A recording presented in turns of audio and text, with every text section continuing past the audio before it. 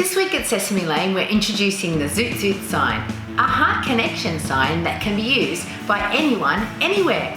It's like a secret handshake that connects our feelings. It can even be non-verbal. It goes like this: Zoot Zoot Zoot. This simple connection sign is a way that we can send love, energy, appreciation and connection to others. We're introducing this just in time for Children's Week this week, October 25th to 29th. The theme for Children's Week is based on Article 15 of the United Nations Convention on the Rights of the Child. All children have the right to choose their own friends and join or set up groups. This is all about being connected. Children have the right to connect safely. Think about where your heart is.